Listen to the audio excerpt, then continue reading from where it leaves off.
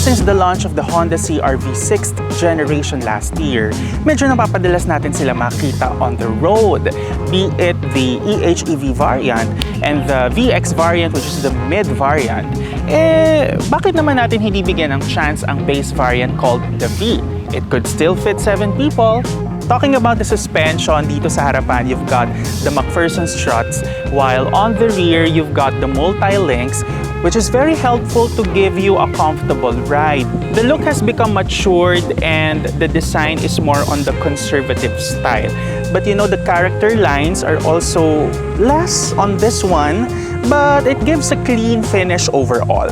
Pero mas longer ang wheelbase, mas mataas din ang ride height, which is very nice also. Now, the rear door gives you about 90-degree angle when you open it. Tulad nga, napakalawak. So, pwede ka maglagay dito ng mga malalaking gamit, no? Madali rin pumasok kung tao ang ipapasok mo. Huwag lang sofa bed, parang hindi yata kasya dito. This is the lunar silver metallic color, which you can get only for the V and VX variants. Now, the interior is the area where I appreciate the Honda CR-V the most because it's straightforward, it's easy to navigate all the buttons, no? I appreciate that there is still physical buttons for the air conditioning system. By the way, this is dual zone climate for the driver and the passenger. Now, the 10.2 digital instrument cluster display, it's easy to understand. You can see your fuel economy meter, your oil maintenance, the navigation, entertainment, and FM, Apple CarPlay, and Android Auto is also supported dito sa ating infotainment system. It has plenty of space. Hindi crumpled or hindi rin masikip ang feeling sa loob. You've got 2 cup holders here. You have a space here where you can put coins or even your RFIDs. Malaki rin ang glove box natin dito. Meron ganyan. Aside from that, very ample din ang space dito sa ating compartment box. For charging or for connecting your devices, you have 2 options. You have USB-C type and also the traditional USB port. Also, you have a wireless charger that supports all phones or all smartphones. Well, parang lahat naman yata ngayon pwede na mag-wireless charge. The dash layout looks identical and familiar across all Honda variants kasi this is derived from the 11th generation Civic. Now, for the other variant, which is the VX, meron kang faux wood dito. Pero ito, gloss black all over. Pero dito, buti naman hindi gloss black. Kasi my only concern with gloss black, especially yung mga ganitong areas, is it's prone to fingerprints. So, kung may gagawin kang kababalaghan, tapos may fingerprint na ganyan, pwedeng ma-subject for, lang. Now, even this is a base variant. Well, across all variants kasi ang Honda CR-V, it's now equipped with Honda Sensing, no? So, meron kang radar camera dito sa harapan. And then yung logo ng Honda sa may bumper, it's not just a logo, it's a radar. Merong sensor yan that's very helpful when it comes to lane trace, of course, lane keep assist, diba? And collision mitigation system. The seats are very comfortable. Yan ang na-appreciate ko sa Honda CR-V. It's plush. It has an 8-way power adjustment. Also, meron din siyang lumbar support. You also have a seat memory here that has 2 options. Kasi, syempre, alam naman ng Honda sino yung mga gumagamit nito. Di ba? Pwedeng mag-asawa. Iba yung option ng asawa for the seats, no? So, pwedeng gusto niya mas malapit. Mga auntie nakaganyan. O yung mga tatay, pwedeng nakaganto lang. Tita, tito. Tita, tito, you decide. As for the gizmos here, you have the auto brake hold, electronic brake hold, and hill descent control.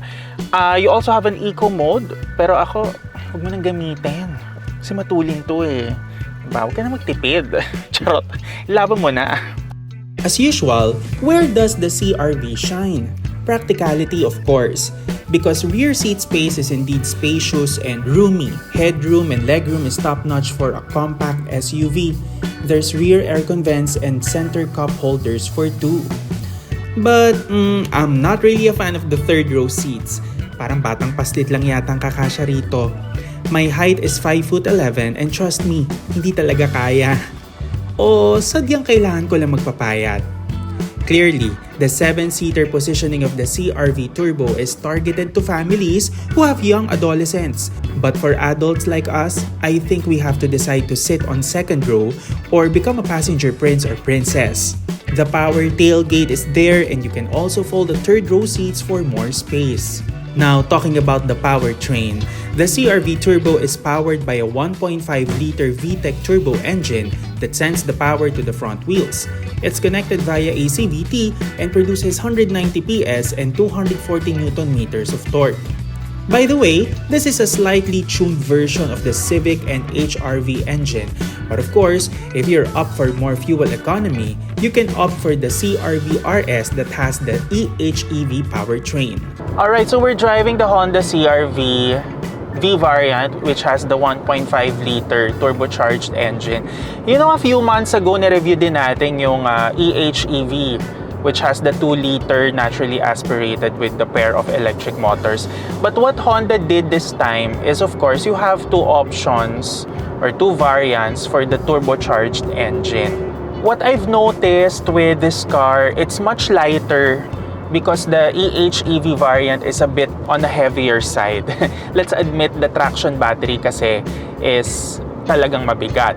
Now, the VX, which has a real-time all-wheel drive setup, mabigat din because syempre you have the differential case, ganyan. But both V and VX has 7-seater, no? Meron kang dalawang upuan sa may pinaka third row. Honestly, this is not a track car. Bigay natin sa Type R yung pagka-track, no? Because it's meant for the tracks.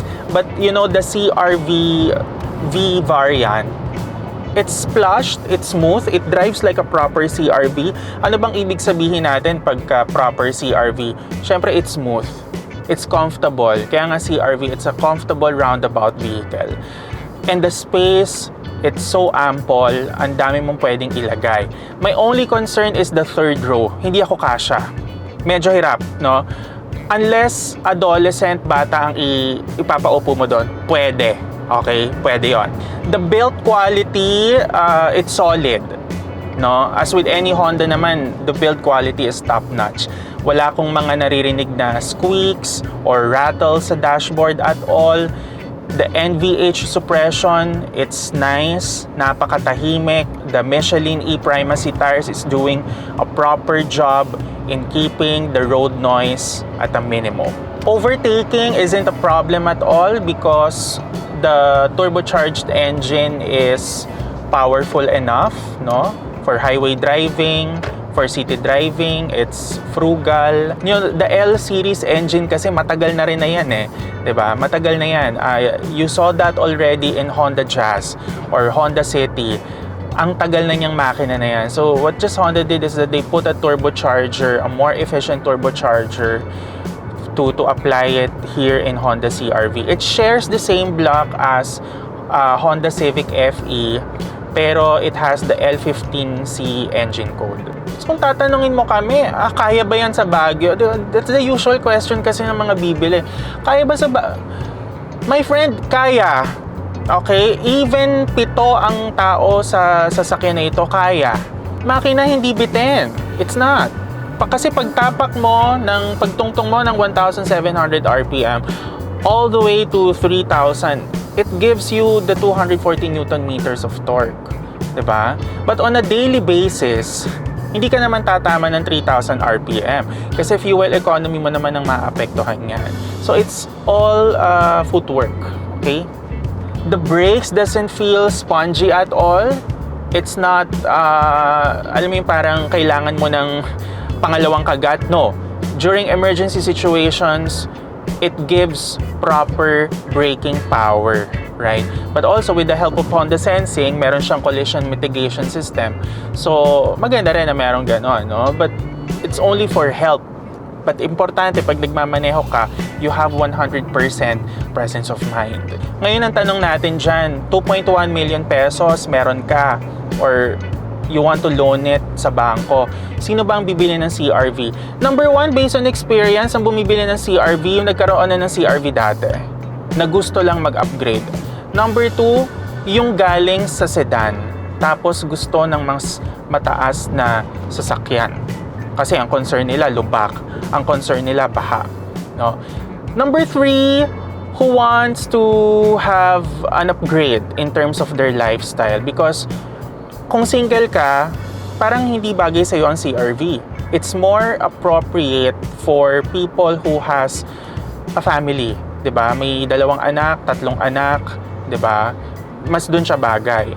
And number 4, lastly, yung talagang may gusto ng CR-V. Yung tipong dream car talaga nila ang CR-V dati-dati pa, 'di ba?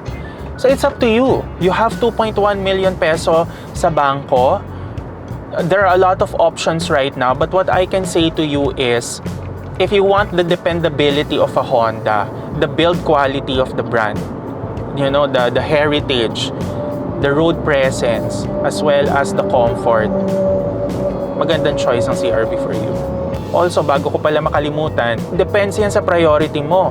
Kasi kung daily driver at araw-araw mong gagamitin ng sasakyan at kailangan mo ng hybrid, or you have the EHEV version, diba? Yun lang. Price at 2.1 million pesos, the base variant V does not feel base in my opinion. You really get what you paid for. And the decision is up to you. It depends on your priority and it depends on your budget. Thank you for watching.